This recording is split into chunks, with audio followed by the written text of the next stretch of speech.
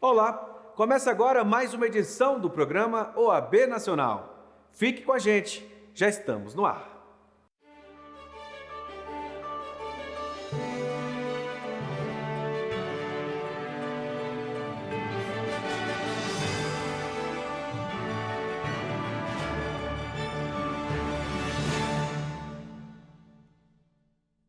O Conselho Pleno da OAB homenageou o presidente do Senado, Rodrigo Pacheco, e os deputados federais Fábio Tradi e Margarete Coelho, com a honraria Raimundo Faoro, pelo trabalho realizado em favor da preservação do Estado Democrático de Direito humanizado. Todos os homenageados são ex-conselheiros da Ordem dos Advogados do Brasil. A força da advocacia no Congresso Nacional, ela se manifesta porque ali há homens e mulheres na nossa frente parlamentar que dividem conosco aqui desse plenário e com 1.300.000 advogados que estão em todo o país o amor pela liberdade, o compromisso com a democracia, os princípios que construíram a advocacia brasileira como sendo porta-voz de um país que clama por cidadania. Então, esses homens e mulheres dividem conosco algo maior. O deputado Fábio Tradi, a deputada Margarete Coelho e o senador Rodrigo Pacheco, que hoje aqui estão simbolizando esses homens e mulheres, dividem conosco esse sonho que é da advocacia brasileira, de um país mais justo, menos desigual, de um país que efetivamente entregue à população brasileira o que ele promete na sua Constituição, como nação, uma democracia em conteúdo, uma democracia verdadeira. E é a esses homens e mulheres que nós podemos recorrer todos os dias. Eu aqui falo com a base da advocacia. Me perdoem ser absolutamente direto. É fundamental para a ordem dos advogados e para a democracia brasileira que esses parlamentares comprometidos com as bandeiras da advocacia brasileira, que são as melhores bandeiras do povo brasileiro, possam exercer seus mandatos da forma que estão exercendo. Então, é com muita satisfação que o Conselho Federal da Ordem dos Advogados do Brasil realiza a outorga da honraria Raimundo Faoro a essas trajetórias notáveis, marcantes e, para ser mais preciso, indispensáveis para o Estado Democrático de Direito em nosso país. Rememorar a memória do eterno presidente Raimundo Faoro é trazer para o tempo presente a esperança e a fé na vida, na luta pelas instituições democráticas e na habilidade para administrar e pensar o país no atual contexto de crise. Se o desafio ao tempo de Raimundo Faoro era o de reconquistar a democracia, o de hoje é bem mais complexo, pois é o de preservá-la, fortalecê-la. Devemos nos unir para a preservação das instituições democráticas. Sem a igualdade e sem a liberdade, não há advocacia, não há democracia. Mas a democracia permite a esperança, a permanente transformação, a tolerância, a liberdade de ser e pensar diferente. É nisso que eu acredito.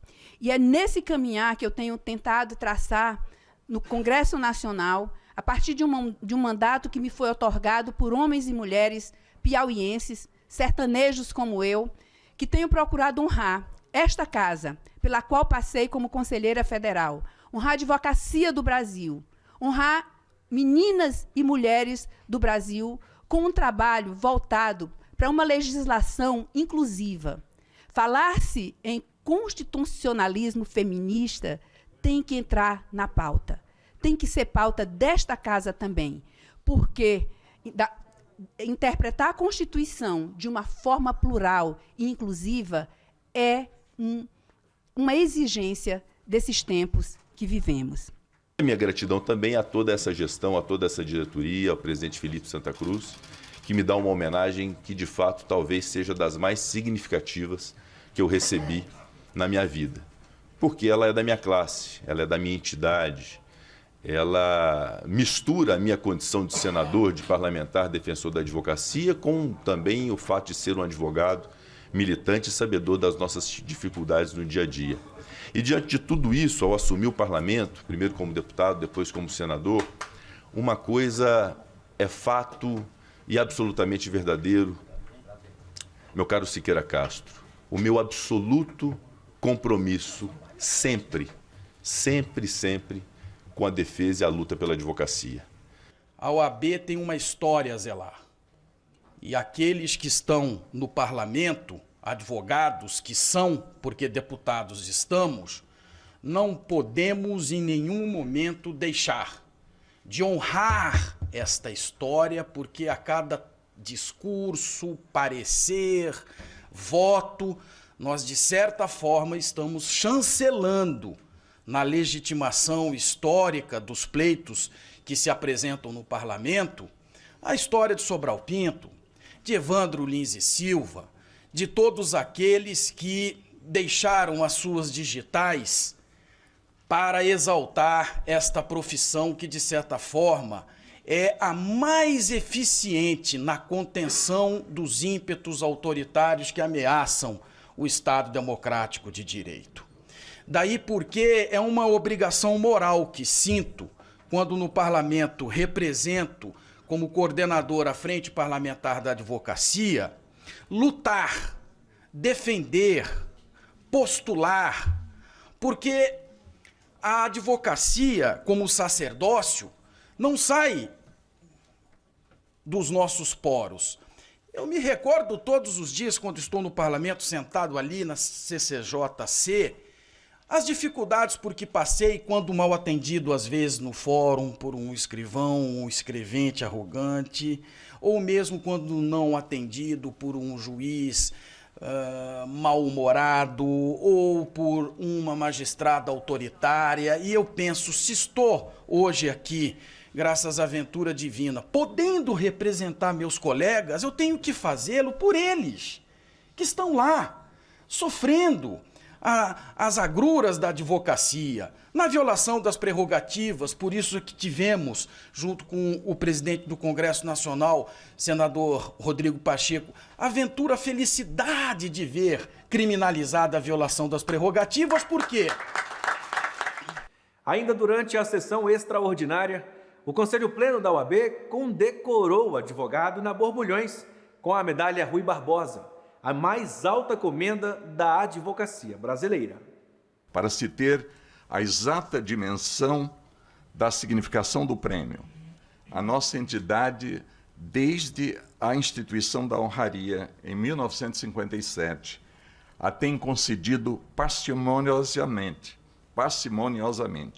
a um pequeno número de advogados e a uma advogada, 18, 19, com a outorga que agora me é concedida, que passam a ter a prerrogativa de conselheiros permanentes da entidade, membros honorários vitalícios, com o direito de participar de suas sessões, tal como os membros natos, que são seus ex-presidentes nacionais. A Láurea Maior, concedida pela Ordem dos Advogados do Brasil, carrega o nome de um dos maiores brasileiros de nossa história e, seguramente, entre aspas, o maior advogado de todos os tempos e de todas as nações, Rui Barbosa, o patrono dos advogados e da advocacia, na expressão do grande e saudoso Paulo Bonavides. Não por acaso, digo eu, mas em razão do grande legado histórico para a nação, para o direito e para as instituições republicanas e democráticas do país. E muito particularmente para os advogados, para a advocacia e para a entidade maior, sua entidade maior, que é a Ordem dos Advogados do Brasil. Bem por isso, a nossa vida institucional e a nossa vida corporativa, como entidade e como advogados, estão indelevelmente marcadas e têm sido permanentemente impulsionadas pelo perfil e pelo exemplo que Rui Barbosa nos legou. Para mim, trata-se da maior homenagem, da maior honraria, da maior distinção a que um advogado pode aspirar. Por isso mesmo, confesso que jamais imaginei que poderia ser distinguido com tão significativa e extraordinária homenagem dos advogados brasileiros através do Conselho Federal da Ordem dos Advogados do Brasil. Estimo, sinceramente, eminente presidente, que a generosidade que esta outorga encerra se deve certamente à minha dedicação à entidade ao longo de 40 anos, ou seja, por período um pouco inferior ao tempo de existência da OAB, criada em 18 de novembro de 1930, que hoje conta com 91 anos, e por um período quase que idêntico ao do efetivo exercício da minha atividade como advogado, que sempre procurei exercer e tenho exercido, com estrita obediência aos preceitos deontológicos da nossa profissão. Todos fundados mais do que no ideário, no exemplo que nos foi legado por Rui Barbosa. As homenagens, a votação dos novos representantes do Conselho Nacional de Justiça e outros assuntos discutidos no Conselho Pleno da OAB Nacional, você confere com detalhes no site da Ordem dos Advogados do Brasil, em oab.org.br. A Escola Superior de Advocacia Nacional realizou no YouTube o ciclo de palestras sobre atualidades da advocacia civil. A abertura do evento ficou a cargo do diretor-geral da ESA Nacional, Rony Duarte. Chegamos aí ao final de um ciclo, ao término de mais um triênio, numa quadra extremamente desafiadora da história mundial, e a ESA Nacional se desincumbe da sua missão com louvor, conseguindo grandes feitos em apenas pouco mais, né, de dois anos. Nós pudemos criar uma plataforma de ensino à distância em meio a uma pandemia, com números expressivos de visualizações, numa prova do cumprimento da nossa missão institucional de levar o conhecimento a todos os quadrantes do nosso país. Nós tivemos 176 mil advogados em todo o Brasil assistindo aos nossos cursos disponibilizados gratuitamente na nossa plataforma, que também, obviamente, oferece curso de pós-graduação e cursos livres pagos. Nós concedemos quase 13 mil bolsas, nós tivemos aí um canal de comunicação que foi criado no transcurso dessa gestão e que já conta com mais de 120 mil seguidores ou inscritos.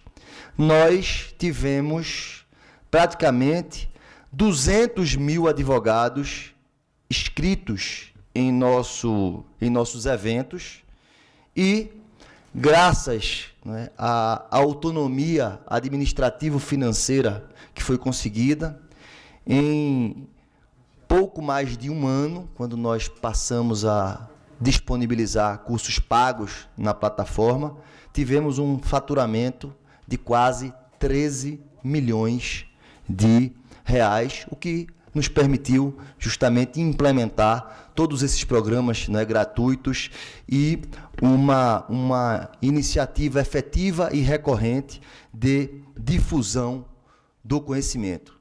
Todos nós e os operadores de direito, do direito em geral, inclusive os magistrados, os membros do Ministério Público, os defensores públicos, os procuradores, etc., se questionam, e muito, se o sistema judicial será o mesmo depois dessa crise sanitária tão intensa. se as práticas adotadas para a adaptação das nossas atividades a essa realidade se perpetuarão na fase que esperamos ocorra logo do pós-pandemia. De uma maneira geral, parece-me que a principal mudança será o uso massivo de recursos tecnológicos na rotina de todos nós que lidamos com o sistema judicial. Se antes da pandemia, repito, nós já verificávamos assim, um movimento de avanço em direção a uma maior utilização de tecnologia, não apenas no processo judicial, mas também na mediação, também na conciliação, e isso foi fomentado, é fomentado no Código de Processo Civil, e assim o foi por decisão do legislador. As audiências, atendimentos a advogados, sessões de julgamento eram realizados na época, em sua maioria, de uma forma presencial. E agora nós temos essa mudança de rumo, mudança de método, mudança, no fundo, até mesmo de cultura. A OAB Nacional promoveu no YouTube da Ordem o webinar intitulado Direitos Humanos, Democracia e Advocacia. O evento virtual contou com 2 painéis de discussão. O primeiro, sobre a educação em direitos humanos, desafios para uma transformação cultural. Já o segundo, tratou do advogado como defensor de direitos humanos, diretrizes da ONU para a independência dos juízes e advogados. É uma data significativa e que nós temos procurado, e isso como próprio da universalidade dos direitos humanos, nós temos procurado com eventos dessa natureza, com eventos dessa ordem, inserir o advogado brasileiro, a advogada brasileira, no contexto internacional, no contexto do direito internacional dos direitos humanos. Nós temos, digo isso sem medo de errar, uma deficiência, o advogado brasileiro tem uma deficiência na sua formação, que diz com o direito internacional dos direitos humanos. Nós, decididamente, não estudamos isso na nossa graduação. Nós temos apenas, são 3 ou 4 aulas da disciplina de Direito Internacional Público, não é?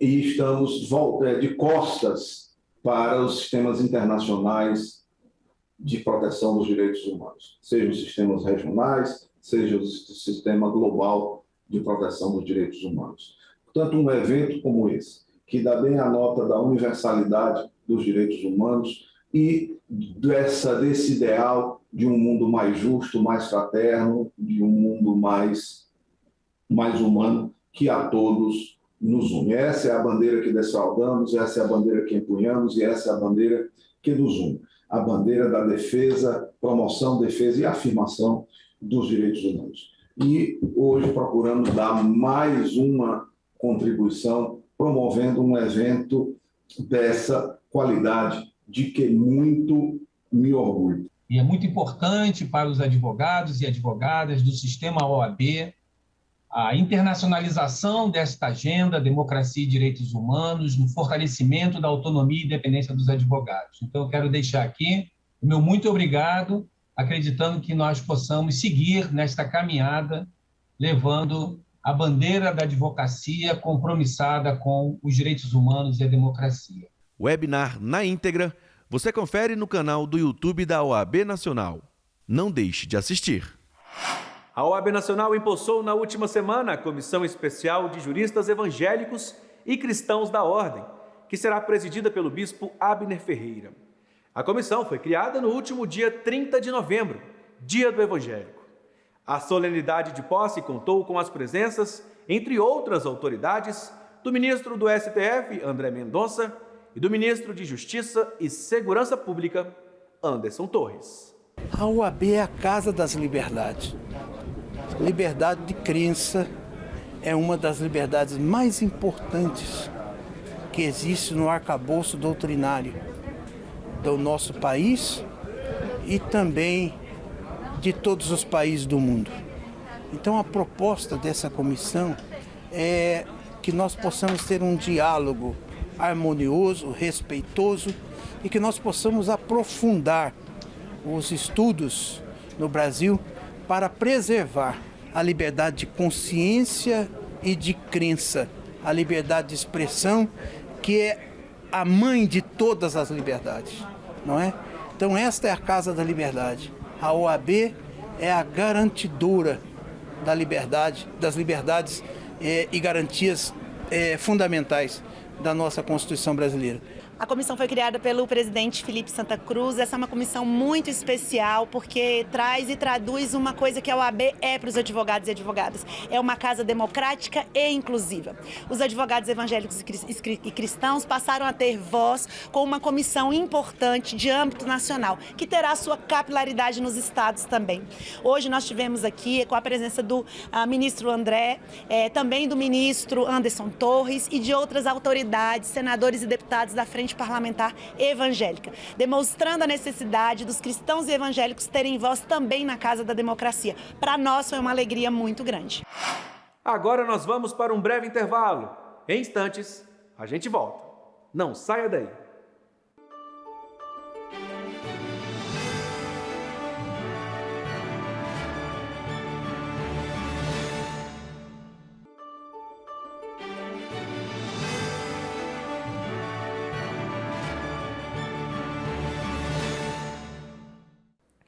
A OAB Nacional encaminhou um ofício ao Ministério da Educação solicitando a suspensão dos processos de autorização de cursos de direito à distância por 180 dias e a criação de um grupo de trabalho para definir um marco regulatório para a modalidade. Acompanhe na entrevista. Nós precisamos de um marco regulatório, alguma coisa que possa disciplinar, algum ato legal que possa disciplinar o quantitativo e limitando o quantitativo a ser oferecido por essas instituições. Olha, é importante aqui frisar que existem pleitos hoje já no Ministério da Educação, já que ultrapassa já mais de 500 mil pedidos de novas vagas para o curso de Direito, notadamente à distância, sem deixar de levar em consideração a premissa de que não há uma regulação, não há instituições que, veja bem, existem instituições que estão pleiteando 25 mil vagas, 22 mil vagas, ao passo que outras, para não ficar também aí a destempo e em razão de não poder oferecer, com vagas, de número de 100 vagas, há uma confusão. A verdade é que nós precisamos de ter um marco regulatório.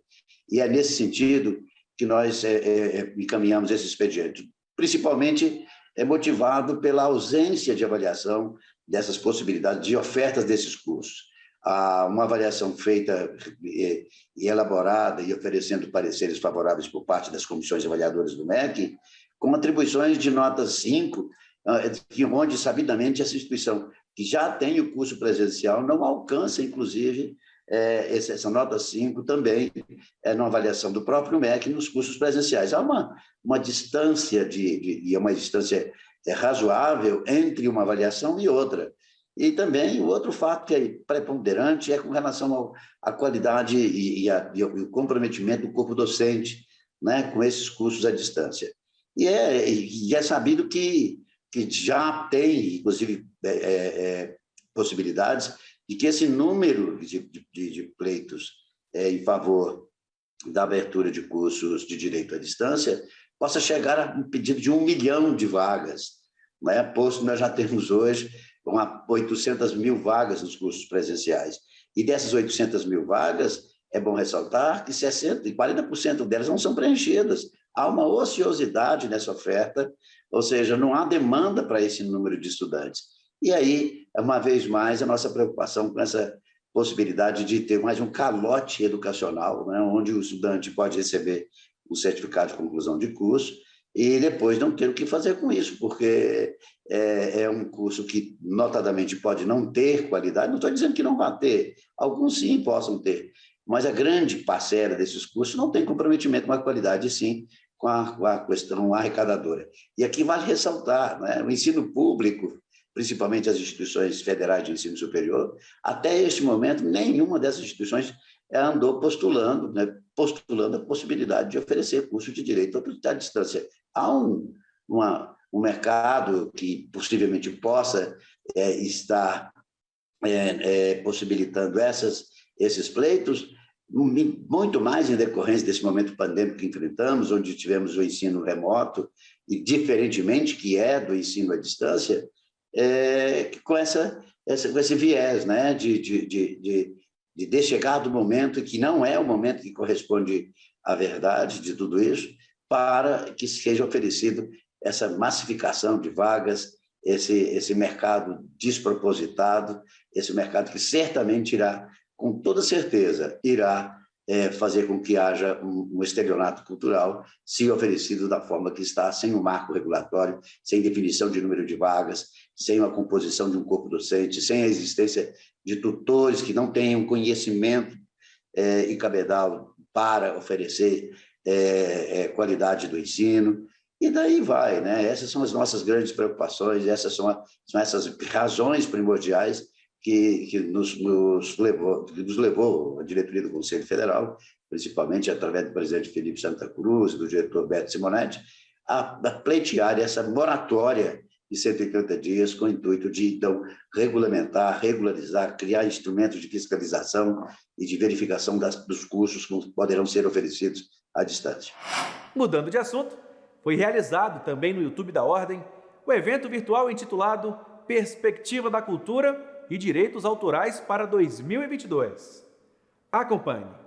A pauta da cultura e a pauta dos direitos de propriedade intelectual, seja no ambiente do Instituto dos Advogados Brasileiros, seja no ambiente do Conselho Federal da Ordem dos Advogados do Brasil, mereceu toda a atenção necessária para as respostas que precisaram dar, enfim, nesses últimos 3 anos. Então, a atividade institucional ela foi presente, ela foi marcante. Enfim, tivemos em eventos organizados pelos tribunais, tivemos presentes na imprensa, enfim, com as nossas manifestações, tivemos presentes no judiciário, né, nos posicionando contra, né, as medidas, né, que vieram para esvaziar, né, o setor. Então, primeiramente, eu agradeço muito como presidente da Comissão Especial de Direitos Autorais do Conselho Federal da Ordem dos Advogados do Brasil e como segundo vice-presidente do Instituto dos Advogados Brasileiros, o apoio, né, a sensibilidade, a percepção de um setor que foi paulatinamente escondido, né, no âmbito das organizações institucionais do país, seja no âmbito do Legislativo, do Executivo e do Judiciário, através de uma pauta de esfacelamento por dentro. Então, as instituições, especialmente as instituições de defesa da cidadania e da sociedade civil, perceberam, né, a necessidade, né, de resistir, de vigiar e de responder. Esta diretiva trouxe também, como elemento fundamental, no reconhecimento de um direito conexo, portanto, a proteção deste resultado, que é um resultado da criação intelectual de jornalistas, de articulistas e de muito investimento de editores de imprensa. Isto é mais importante ainda, Sidney e Rita, e quem nos ouve, quando sabemos que estamos a viver uma era da desinformação, uma era profunda de fake news, e em que o elemento fundamental é a credibilidade da notícia. E só pode garantir a credibilidade da notícia quem tem o reconhecimento de um estatuto editorial, e são estes publishers. E, portanto, eles têm que ser mais protegidos ainda, porque se nós não conseguirmos consumir informação credível, nós estamos a alimentar este processo, que é um processo pernicioso, perverso, perigoso de desinformação. Este programa especial da Ordem dos Advogados do Brasil fica por aqui. Se quiser conferir tudo que a OAB vem fazendo, não deixe de seguir a gente nas redes sociais. Nos vemos na próxima semana. Até lá!